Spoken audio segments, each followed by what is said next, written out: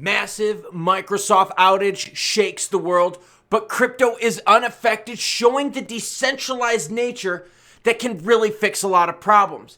XRP is getting super massive support from a Bitcoin Maxi who's saying, yo, you need to start looking at XRP. Transactions on XRPL spike along with XRP price support may have hit the bottom, everyone. Happy Freaky Friday to you all, and let's start the video off right. Balls, balls, balls. No balls isn't the safe word. Got the chart of XRP up on the screen. You see that double bottom right here? Nah, we'll get into it. Don't worry, but viewers' comments come first. Trump all the way says, Dixon killed XLM, period. For you XLM fans out there watching now, let me know what you think. A lot of people are saying, hey, ever since Dixon took the helm, went woke, XLM went broke. What did I do yesterday? I was at the airport picking up my parents. What's that on the floor? That's poop. Yeah, I'm sitting there in the airport at the baggage claim trying to get my parents' bags because I'm trying to win Son of the Year, you know? And all of a sudden, a Boy Scout taps me on the shoulder and he's like, sir, a dog is going to poop on your feet. And I'm like, what is this kid talking about? It was this kid right here. And I look down on the ground and I see a doggy. And he's pooping on the guy next to me's foot.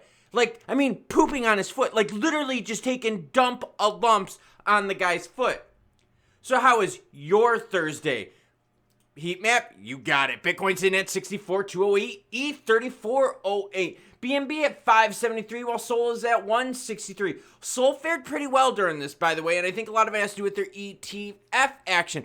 By the way, speaking of ETFs, Grayscale said they're not going to be charging fees until their new ETH ETF reaches a certain price, which would make you think, if the same thing happens to XRP and they get an ETF, would you see a Grayscale XRP ETF with no fees? Oh my, would that be juicy. 55.4 is the price of XP. We're going to talk about it at the end. But first, Microsoft outage disrupts key sectors while the crypto market remains stable. Yeah, that's kind of messed up, everyone. Recently, the Microsoft outage disrupted many critical sectors, including airlines, the London Stock Exchange, and various financial institutions. This significant glitch caused considerable chaos in the TradeFi systems, highlighting how interconnected everyone is. Oh, but listen to this. The crypto and Web3 sectors were largely unaffected. Nice. So now we start seeing a little bit more of a benefit, right? The public is like, yo, wait a minute. You're telling me that crypto systems were okay, but Microsoft was having some problems? Even my daughter had problems at the DMV yesterday because their systems were having problems. DeFi for the win? I'd say so. Now, when you get a BTC Maxi out there saying, go, go, go XRP, it's got to put a smile on your face because a lot of them BTC Maxis are just that. They're like, dude, it's BTC or bust. Seriously. Craig Wright? Okay, crazy. Liar. Not Satoshi. He's a total Bitcoiner or bust. What about Sailor? Bitcoiner or bust? Listen to this, everyone. Crypto, a prominent social media personality known for a strong support of Bitcoin, recently surprised many by acknowledging XRP's impressive performance. This is what he says. He says, I'm not an XRP fan at all, but I am keeping very close eyes on it. Oh, it'd be like me going, you know, I'm not a fan of that pretty girl across the room, but I'm going to keep checking out that booty in case homegirl bends over. No, dude, you're a fucking fan. You're just saying that so people don't lynch your ass. And also, please don't say that in front of your wife. She'd probably kick you in the masak. Happy Friday. Excellent analysis by Kerzhakov. Some of the transaction volume this week is driven by micropayments. XRPL, massive micropayment boost.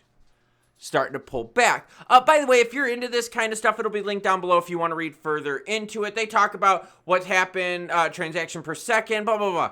As always, any article you see in this video will be linked in the description below. Bank of International Settlements gave some advice for banks holding crypto assets such as XRP, But the advice they gave is kind of messed up, everyone. Listen to this. See, the channels out there that are trying to fill you in hopium and lie are like, yo, Bank of International Settlement said banks should hold XRP. No. I'm actually really going to show you what it said. Remember, I bring the news both good or bad, happy or sad. Listen to this.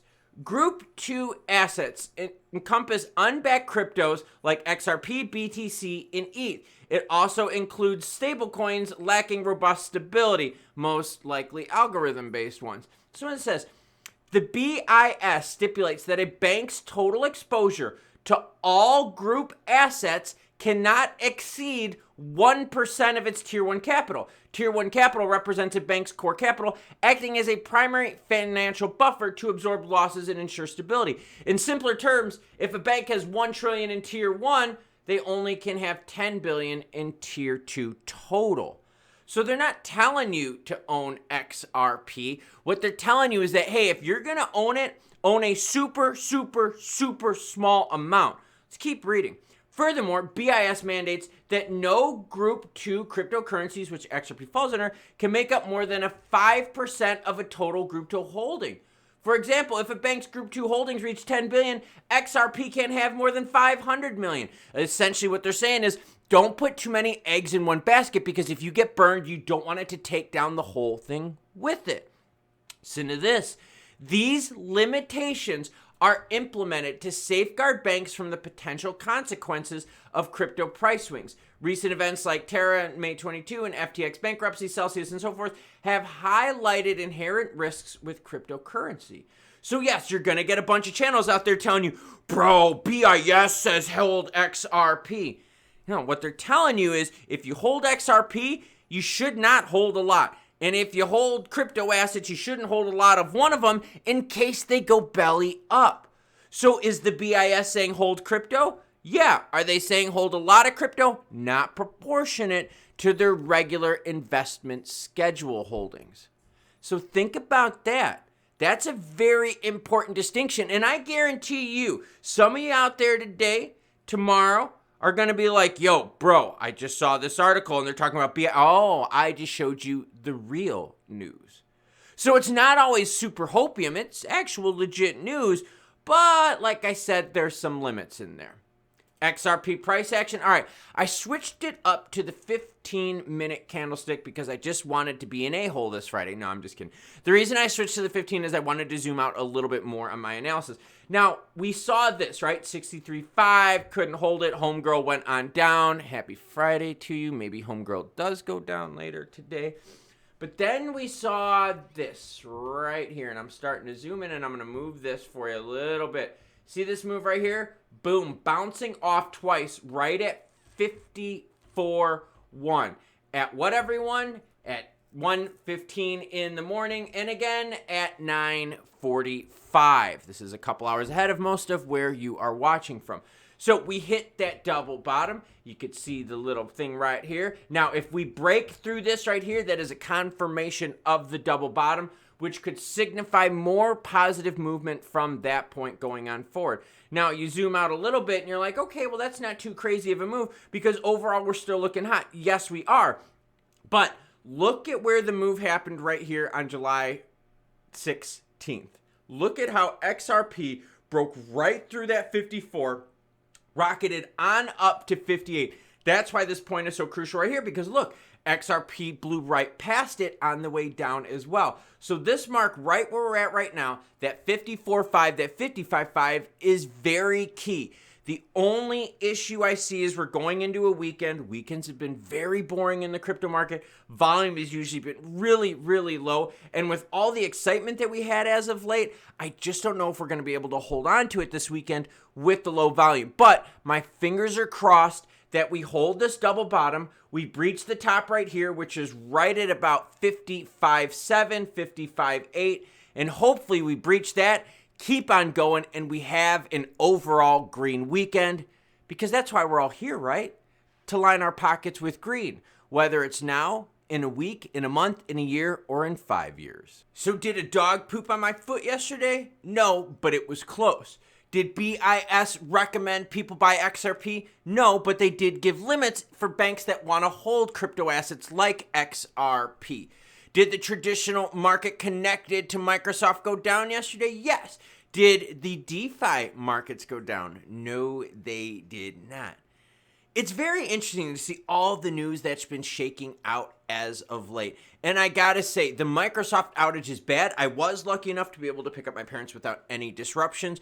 But London themselves, the London airport, was just an absolute disaster as services were a complete mess. So, DeFi for the win. Speaking of wins, wouldn't it be nice if we got some Taurus action here on Friday? Wouldn't that make it a truly happy Friday?